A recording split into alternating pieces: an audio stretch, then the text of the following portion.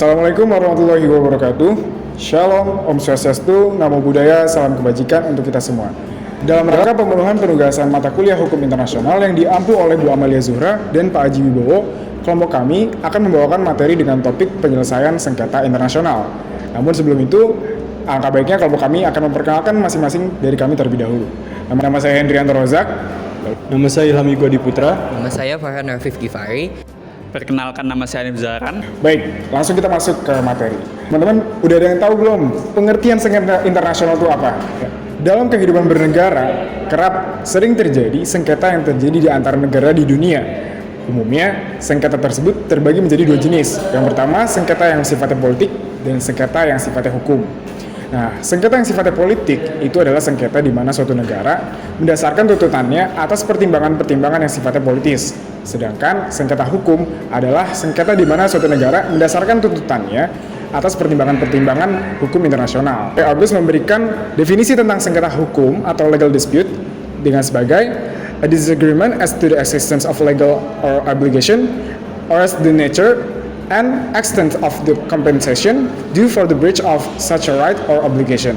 Dasar hukum penyelesaian sengketa internasional yaitu dasar hukum yang digunakan untuk mencari cara dalam menyelesaikan sengketa internasional adalah sebagai berikut. Yang pertama, Konvensi Den Haag tahun 1899 dan Konvensi Den Haag tahun 1907 yang mengharuskan agar negara-negara menggunakan cara-cara penyelesaian secara damai untuk menyelesaikan sengketa di antara mereka serta mendasarkan diri pada prinsip-prinsip hukum internasional.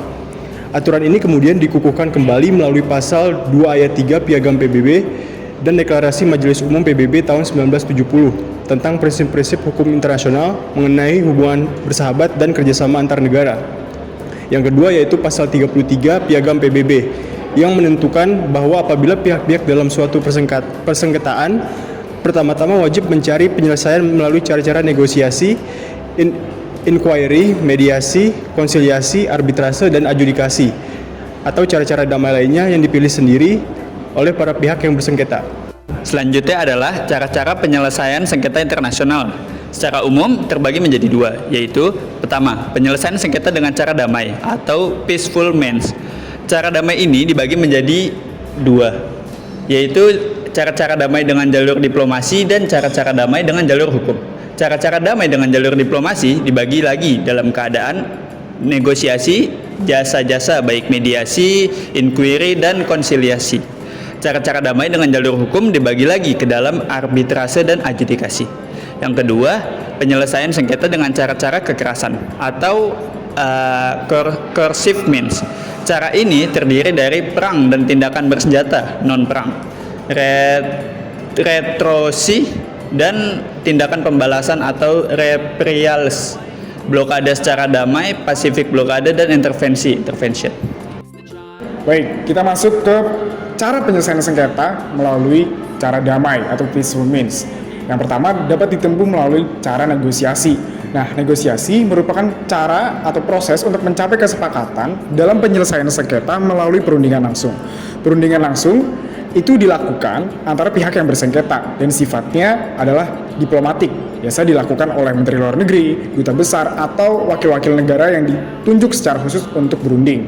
Nah, negosiasi antar negara dapat dilakukan atau ditempuh melalui beberapa jalur. Yang pertama bisa melalui jalur diplomatik, jalur pembentukan komisi gabungan, dan yang ketiga adalah melalui pertemuan tingkat tinggi. Yang kedua, jasa-jasa baik atau good offices. Jasa-jasa baik adalah suatu cara untuk menyelesaikan sengketa dengan negara-negara yang melalui intervensi pihak atau negara ketiga. Negara ketiga ini menawarkan jasanya untuk mempertemukan negara yang bersengketa agar dapat berunding dan menyelesaikan permasalahannya. Negara ketiga ini tidak ikut dalam perundingan, tetapi hanya mempertemukan negara-negara yang bersengketa saja. Dasar hukum jasa-jasa baik ini adalah Konvensi Den Haag tahun 1907. Adapun contoh-contohnya, yang pertama yaitu upaya Amerika dalam mempertemukan Mesir dan Israel pada tahun 1973. Yang kedua, Amerika dan Inggris menawarkan Prancis dan Tunisia untuk bertemu pada tahun 1958 untuk menyelesaikan sengketa negara keduanya. Yang ketiga, Menteri Luar Negeri Henry Kissinger mengadakan perundingan dengan tokoh politik Vietnam yaitu Le Duc Tho pada tahun 1973 untuk mengakhiri Perang Vietnam. Yang ketiga, mediasi. Mediasi adalah suatu cara atau penyelesaian sengketa antara negara-negara melalui intervensi pihak atau negara pihak ketiga. Berbeda dengan jasa-jasa baik, negara ketiga dalam mediasi ini sikapnya lebih aktif dibandingkan dari jasa-jasa baik. Negara ketiga dalam mediasi mengusahakan antar negara-negara yang bersengketa tidak hanya sekedar mau bertemu dan berunding, tetapi juga mau ikut aktif dalam perundingan serta memberikan saran-saran penyelesaian sengketa di antara negara yang bersengketa. Contoh mediasi dalam perkara sengketa internasional, yang pertama, mediasi Komisi 3 negara, yaitu Australia, Belgia, Amerika, yang dibentuk PBB tahun 1947. Sangat efektif dalam rangka mencari penyelesaian sengketa antara Indonesia dengan Belanda dan ikut merumuskan perjanjian Renville. Yang kedua, mediasi yang dilakukan oleh Olof Palme, mantan Perdana Menteri Swedia yang berusaha untuk menyelesaikan sengketa Iran dan Irak maksud saya pada tahun 1980, walaupun kemudian mengalami kegagalan. Dan cara yang keempat dapat ditempuh melalui cara inquiry. Inquiry merupakan cara penyelesaian sengketa antar negara melalui pengumpulan dan penyelidikan fakta-fakta yang menjadi penyebab dari suatu sengketa. Cara ini tujuannya adalah untuk memberikan dasar yang kuat bagi jalannya suatu perundingan.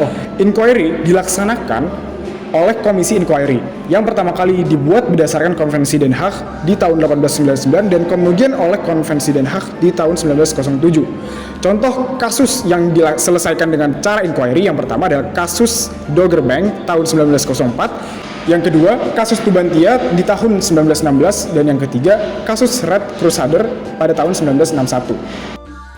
Kelima, ada konsiliasi. Konsiliasi adalah cara penyelesaian sengketa internasional secara damai melalui suatu organ atau komisi konsiliasi yang dibentuk berdasarkan kesepakatan para pihak yang bersengketa. Komisi konsiliasi akan mengunjukkan usul-usul penyelesaian sengketa kepada para pihak yang bersengketa dan juga mempelajari fakta-fakta yang dipersengketakan agar mencapai perumusan suatu penyelesaian sengketa. Ciri-ciri konsiliasi adalah pertama, konsiliasi adalah suatu prosedur wajib yang diatur dalam konferensi. Negara-negara peserta konferensi berjanji untuk mengajukan sengketa mereka kepada komisi konsiliasi.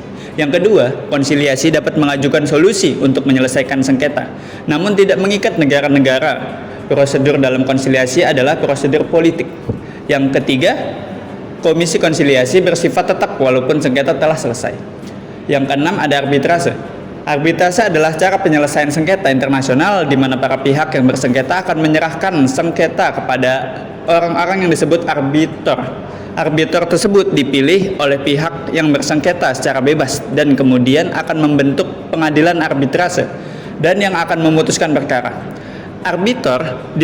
Para arbiter di pengadilan arbitrase dapat memutuskan perkara secara ex aequo et bono atau secara adil dan pantas. Namun sengketa non justiciable tidak boleh ditolak. Yang ketujuh, ada adjudikasi. Adjudikasi adalah cara penyelesaian sengketa internasional melalui suatu pengadilan internasional yang akan memutuskan perkara berdasarkan hukum internasional yang berlaku. Pengadilan yang berwenang untuk menyelesaikan sengketa internasional adalah Mahkamah Internasional atau International Court of Justice. ICJ dibentuk berdasarkan bab 4 pasal 92 sampai 96 Piagam PBB dan di dalamnya ditentukan bahwa ICJ dapat bekerja berdasarkan sejuta mahkamah internasional. Statua Mahkamah Internasional. Statua Mahkamah Internasional merupakan bagian yang integral dari Piagam PBB.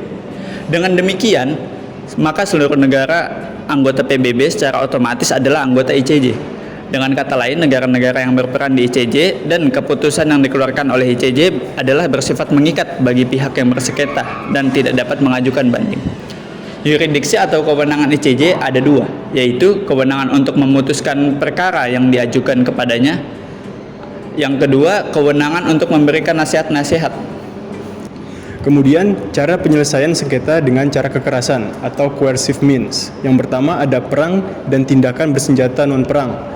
Perang merupakan tindakan akhir dalam penyelesaian sengketa antara negara-negara. Terdapat suatu cabang hukum yang mengatur tentang peperangan ini, yaitu hukum perang. Secara umum, hukum perang dibagi menjadi dua, yaitu hukum tentang perang dan hukum dalam peperangan. Hukum perang memiliki 3 prinsip dasar, yaitu prinsip kepentingan militer, prinsip kemanusiaan, dan prinsip kesetaraan. Yang kedua ada retorsi. Retorsi adalah istilah teknis untuk pembalasan dendam oleh suatu negara terhadap tindakan-tindakan yang tidak pantas atau tidak patut yang dilakukan oleh negara lain. Pembatasan ini dilakukan dalam bentuk tindakan-tindakan yang sah namun tidak bersahabat.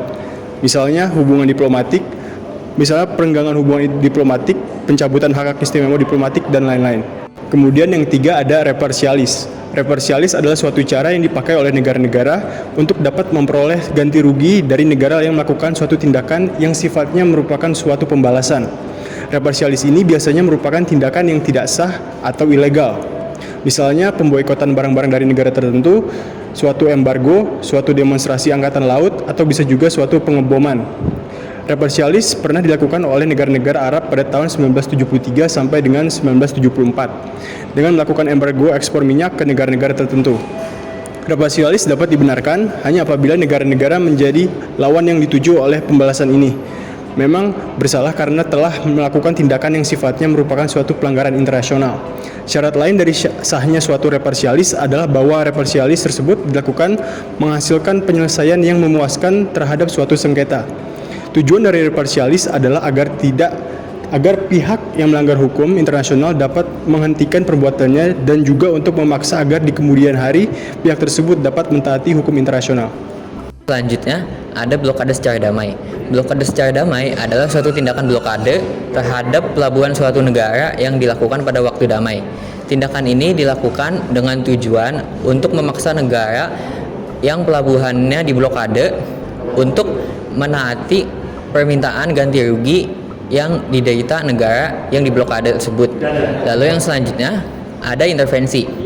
Definisi intervensi diberikan oleh Lauterpacht, yaitu campur tangan secara diktator oleh suatu negara terhadap urusan dalam negeri negara lain dengan tujuan untuk memelihara atau mengubah keadaan dan situasi dari negara lain tersebut. Pada dasarnya, intervensi perang dalam hukum internasional ini dipergunakan oleh Piagam PBB, yaitu dalam pasal 2 ayat 4 dan pasal 2 ayat 7, yang mensyaratkan bahwa PBB dilarang untuk ikut campur tangan dalam intervensi dan urusan domestik suatu negara. Pada perkembangannya, intervensi yang terdapat di dalam pasal 2 ayat 4 dan ayat 7 ini menimbulkan polemik antara negara-negara barat dengan negara-negara non-barat. Negara barat menyatakan prinsip non-intervensi dengan melarang penggunaan senjata yang mengancam kemerdekaan politik dan integritas suatu wilayah. Negara non-barat menyatakan bahwa prinsip dari intervensi harus diperluas menjadi melarang untuk melakukan tekanan ekonomis. Nah gimana? Udah paham belum apa yang dimaksud sengketa internasional? Untuk lebih lanjutnya kalian bisa akses lewat Kercode ini ya. Baik, sekian pemaparan materi dari kelompok kami melalui video ini.